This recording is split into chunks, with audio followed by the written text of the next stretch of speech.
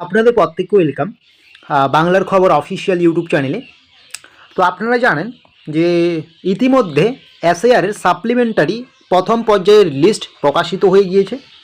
ইতিমধ্যে আপনারা সেটা দেখেছেন এবং যারা দেখেননি আপনারা দেখে নেবেন। এটা নিয়ে অনেক ভিডিও ক্রিয়েট করা আছে আমাদের চ্যানেলে যে কী করে সাপ্লিমেন্টারি ভোটার লিস্ট দেখতে হবে।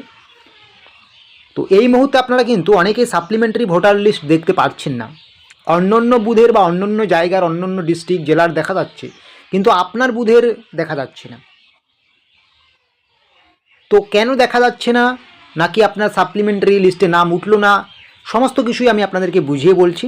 আপনারা যারা চিন্তার মধ্যে আছেন, চিন্তার কোনো বিষয় নেই, আমি আপনাদেরকে বলছি। তো সমস্যাটা কি, যখন আপনারা সাপ্লিমেন্টারি ভোটার লিস্ট দেখতে যাচ্ছেন, যখনই আপনারা ডাউনলোড করছেন, ডাউনলোড করার সময় বা ডাউনলোড করার পরে আপনাদের কিন্তু এই রকম পিডিএফের মধ্যে লেখা আসছে, অন স্ক্রিন দেখতেই পাচ্ছেন, no adjudication pertaining to this part till 5 PM on 13 March, ঠিক আছে, 23 মার্চ 2026, ঠিক আছে। তো এরকম দেখাচ্ছে যখনই আপনি এসআইআরের সাপ্লিমেন্টারি লিস্ট দেখতে যাচ্ছেন, খুব সুন্দর করে সব বুথের আপনি ডাউনলোড পর্যন্ত যাচ্ছেন।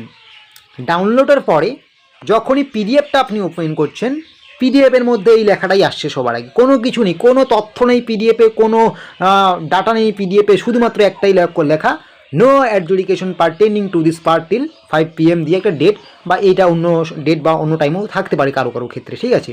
তো এইরকম যেটা দেখাচ্ছে, আপনারা হয়তো দেখে ভয় পেয়ে যাচ্ছেন যে আপনার বুথের সবার নামই বাতিল, যাদের অ্যাডজুডিকেশনে ছিল আপনাদের সাপ্লিমেন্টারিতে কারোর ঠাঁই হলো না আপনাদের বুথের, এরকম কিন্তু মোটেও নয়। এটার মানে হচ্ছে আপনার বুথে এখনও সাপ্লিমেন্টারি লিস্ট প্রকাশেই হয়নি।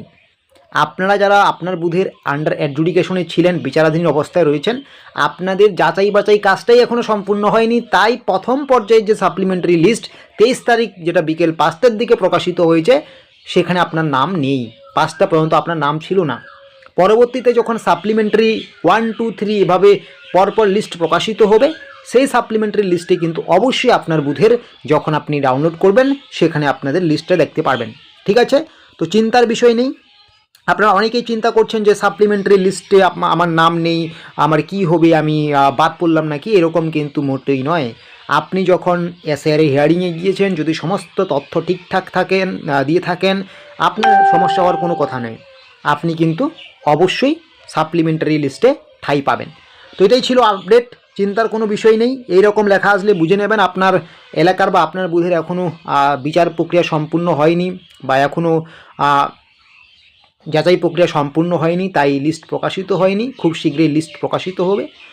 আর আপনাদের নিয়ে আমাদের যে বাংলার খবর অফিসিয়াল ফেসবুক পেজ রয়েছে, অন স্ক্রিন দেখতেই পাচ্ছেন, অবশ্যই যুক্ত হয়ে যাবেন। ভিডিও ডেসক্রিপশন বক্সে লিঙ্ক দেওয়া আছে।